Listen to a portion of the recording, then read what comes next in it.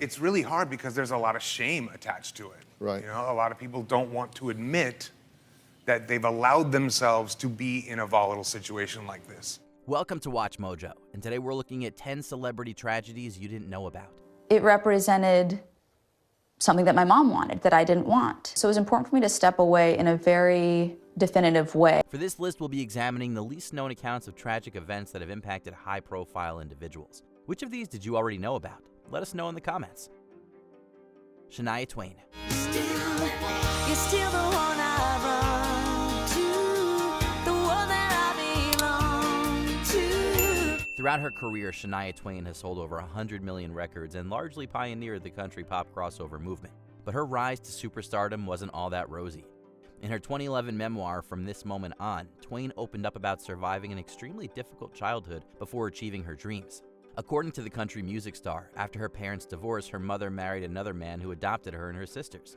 When a child's spirit's broken and feels all hope is gone, God help them find the strength to carry on.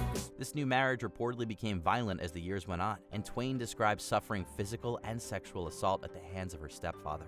To make matters worse, her mother and stepfather passed away in a car accident, leaving Twain to fend for her younger siblings when she was just 22. What did you lose the day they died? I lost a foundation, as rickety as it was. Keanu Reeves. I reported the thing, man. You act like I'm guilty of some crime. What, do you think you're going somewhere? I've got my rights. You can't keep me here forever. Before becoming one of Hollywood's most celebrated actors, Keanu Reeves' life and career was nearly derailed by a series of personal tragedies. First, his father deserted the family when he was still a toddler, and Reeves struggled with dyslexia in his childhood. After his acting career began taking off, Reeves formed a close bond with his My Own Private Idaho co-star River Phoenix. In 1993, Phoenix's life came to a tragic end as a result of a combined drug overdose. So you didn't have a normal dog? No, I didn't have a dog. You didn't have a normal dad? Didn't have a dog or a normal dad anyway. Then in 1999, Reeves' then-girlfriend Jennifer Syme had a stillbirth with their daughter Ava. 2 years later, Syme also lost her life in a multi-vehicle collision. Despite all of these challenges, Reeves has demonstrated remarkable resilience and kindness and remains a widely beloved actor. What do you think happens when we die, Keanu Reeves? I know that the ones who love us will miss us. Jeanette McCurdy. I think I've chosen a path of integrity. And it hasn't always been easy. Jeanette McCurdy rose to fame as the tomboyish Sam Puckett on Nickelodeon's iCarly.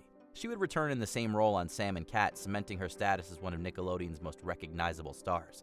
But while it seemed like her life was great on screen, it turns out that behind the scenes, McCurdy was dealing with a lot of trauma. Will you stop and just be happy that Jonah asked you out? But why would he ask me out? Why wouldn't he? Well, you know, some boys find me kind of abrasive. McCurdy was seemingly pressured into the business by her mother, Deborah, who exerted complete control over her life in many invasive ways. After Deborah passed away from cancer in 2013, McCurdy struggled with eating disorders and later retired from acting altogether. You're incapable of being on that level, but you are confused and you think that you are. And I think it really leads to stunted personal development. Her harrowing experience at the hands of her mother were detailed in her best-selling memoir, I'm Glad My Mom Died. Leighton Meester. My parents had been part of a very interesting lifestyle, I guess you could say. They were in prison. Yes. Leighton Meester is probably best known for her performance as the privileged socialite Blair Waldorf on the teen drama series Gossip Girl. But unlike her on-screen role, Meester had a pretty complicated start in life. Having been born while both of her parents were locked up in prison, she lived the first 3 months of her life in a halfway house, before being handed to her grandparents to care for her. Meester eventually made a name for herself, but at the height of her fame, her relationship with her mother grew strained. How hard is it to pick up the phone? Miss Blair, maybe you pick up phone, call your papa. Maybe he tell you the real story. Both parties dragged each other to court over the financial responsibility of Meester's ailing brother. Regardless, she maintains a positive outlook about her upbringing and thinks it wasn't all that bad. I didn't really have anything handed to me necessarily, so I think, you know, it doesn't matter where you come from. You can achieve good things. Dylan McDermott. I'll tell you what. Next time you come over, we'll have a lesson. But right now, we should get back upstairs. and celebrate, Mitch. In the Law & Order universe, Dylan McDermott has portrayed organized crime boss Richard Wheatley on 2 separate series. While an established actor known for playing tough-as-nails characters, McDermott seems to have taken inspiration from his real-life experiences for his turn as Wheatley.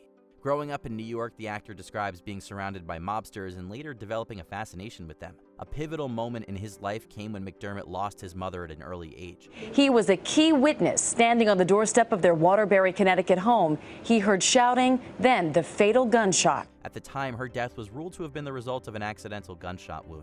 However, decades later, the investigation was reopened and it was reclassified as a murder by her boyfriend, who also lived a life of crime.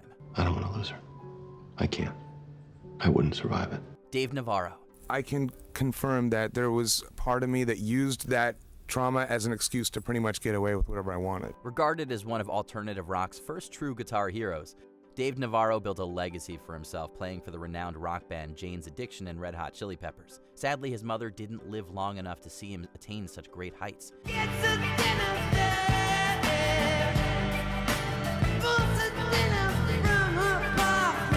While he was still a teenager, Navarro's mother was murdered alongside her best friend by her ex-boyfriend. Navarro has been open about the profound impact his mother's tragic death had on his life and the trauma he has had to deal with ever since. He has also not been shy to talk about his long struggle with substance use disorder and depression. In 2015, Navarro released a documentary titled Morning Sun, in which he confronts these tragic events. We went to San Quentin, and I just went in to visit him, just to look him in the eye and walk out of the prison and leave him there. There was something truly empowering about that. Dede Ramon. The Ramones always attracted like people who were heavy into drugs and stuff, and the people that come around, it's a nightmare. Born Douglas Glenn Colvin, Dede Ramon was one of the founding members of the Ramones, as well as their bassist and main songwriter. Before the birth of the legendary punk rock band, Ramon had a tough childhood, growing up with a violent father. He soon turned to drugs as a means of escape and quickly developed a substance use disorder.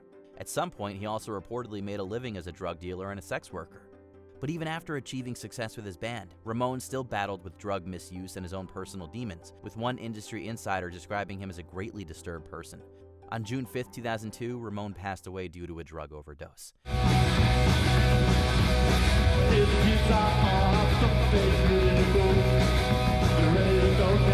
Jennifer Hudson. There was so many shocks involved in it. Like, I can't even get over, like, who do I grieve for first? Barely 2 years after winning an Oscar for her turn as Effie White in Dreamgirls, Jennifer Hudson was faced with a devastating tragedy. On October 24, 2008, the bodies of her mother and brother were discovered inside their home. Hudson's nephew was initially reported missing and an Amber Alert was issued for him. However, he was also found dead 3 days later by the FBI. Faith is very important in her life, and hopefully that faith will pull her through what is an unimaginable tragedy. All 3 individuals had been shot, and the prime suspect in their murders was William Balfour, the estranged husband of Hudson's sister Julia. Balfour went on trial in 2012, during which Hudson testified as a witness. He was eventually convicted and sentenced to 3 consecutive life terms. No matter how negative things are, you always find the positive. Your mom told you that? She used to always tell me that. Trevor Noah. So if I was playing in the street, the police would have arrested me? Yeah! You know, there were kids who never knew what a white man was. In 2016, renowned comedian and former host of The Daily Show, Trevor Noah, released a best-selling memoir titled Born a Crime. This label was inspired by Noah's real birth, which back in 1984 was the result of an illegal relationship. Noah was born during the apartheid era in Johannesburg, South Africa, to a white father and a black mother. You know, like in the streets, we couldn't even be seen together. My father would have to walk on the other side of the road, and he could just wave at me from far. At the time, interracial relationships were criminalized in the country. His mother later got married to another man who was violent towards her and Noah. In 2009, Noah's stepfather, Abel Shinganye, shot his mother in the leg and head, but she miraculously survived. Shinganye was ultimately found guilty of attempted murder. I'm thinking of all these things, and it was so brutal. It's so much easier to shrivel and to just go, no, I didn't want to do it anyway. I didn't, just walk away. Before we continue, be sure to subscribe to our channel and ring the bell to get notified about our latest videos. You have the option to be notified for occasional videos or all of them. If you're on your phone, make sure you go into your settings and switch on notifications. Viola Davis. The size makes them arrogant and slow. like that gun. Today, Viola Davis is one of the most celebrated actresses in Hollywood, having won an Emmy, Grammy, Oscar, and a Tony Award. But rising to that level of prominence certainly was an uphill battle. Davis grew up in a predominantly white neighborhood in Central Falls, Rhode Island, and describes enduring extreme poverty in her childhood. According to the Woman King star, her parents' marriage was plagued by domestic violence, and she faced racial harassment from children in her school. Who tells you how you're supposed to feel joy and find yourself and find peace and find all of that? If there's nothing like that around, then who defines it? I'll tell you who defines it. The boys who are throwing the bricks. Coming from a disadvantaged background, Davis had to navigate a lack of resources and limited opportunities, which proved to be significant hurdles for her. Despite all of that, she remains an influential figure in the industry, using her platform to advocate for greater inclusivity. I've been right here with you, Troy. I got a life too. I gave 18 years of my life to stand in the same spot as you. Don't you think I ever wanted other things? Check out these other clips from WatchMojo, and be sure to subscribe and ring the bell to be notified about our latest videos.